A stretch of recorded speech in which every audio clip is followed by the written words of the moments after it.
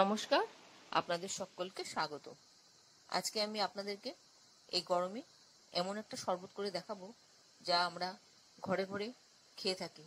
আর এর উপকারিতা প্রচুর। এর যেমন প্রচুর উপকারিতা আছে, আবার কিন্তু অপকারিতাও আছে।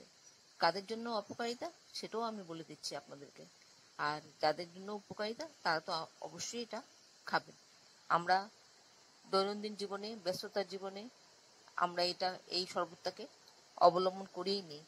প্রায় দেখতে পাবেন, শুনতে পাবেন যে আমি এই শরবতটা খেয়ে বেরিয়ে এসেছি।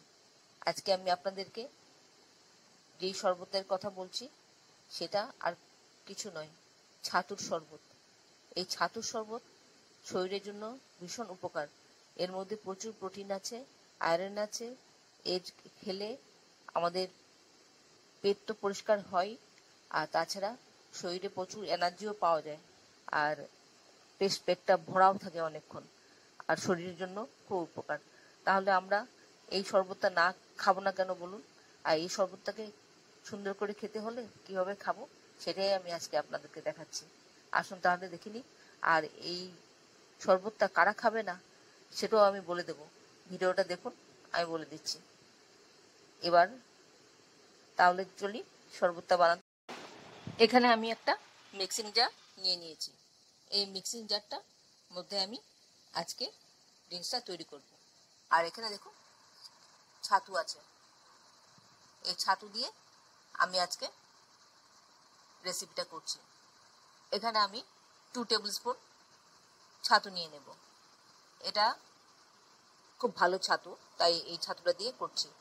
আর নিচ্ছি 1 টেবিল স্পুন চিনি। আর দিচ্ছি একটু বিট নুন, স্বাদ মতন দিলাম। এবার এর মধ্যে দিয়ে দেব টক দই, বাড়িতে পাতা 3-4 টেবিল স্পুনের মতন দিয়ে দেব। আপনার প্রয়োজন মতন আপনি দেবেন, আমি আমার প্রয়োজন মতন দিয়ে দিচ্ছি। এখানে আমি মোটামুটি 4 টেবিল স্পুনের মতন দিয়ে দিলাম। এবার এর মধ্যে দিচ্ছি একটু আইস। এই আইসটা গলে যাবে, গলে গিয়ে শরবতটা তৈরি হয়ে যাবে। তাহলে ঠান্ডা জলটা পেয়ে গেলাম। এবার একটা গ্লাস নিলাম, তাতে লেবু টুকরো করে দিয়ে দিয়েছি। আর দিচ্ছি পুদিনা পাতা। এই দু রকম জিনিস দিয়ে আমি কাঠের একটা, আমার কাছে হাতুড়ি আছে, তার পেছনটা দিয়ে আমি এটা একটু চেপে চেপে এর নির্যাসটা বার করে নেব। আর লেবুর রসটাও বেরিয়ে আসবে, পুদিনা পাতার নির্যাসটাও বেরিয়ে আসবে। এরকম চেপে চেপে একটু দিলে তার রসটা বেরিয়ে আসবে। এখানে ক্রাশ করলে তার ফ্লেভারটা যেরকম হবে তার থেকে এটাতে বেশি সুন্দর টেস্টটা আসবে। সেই জন্য এটাকে এইভাবে মার্ডেল করে নেওয়া।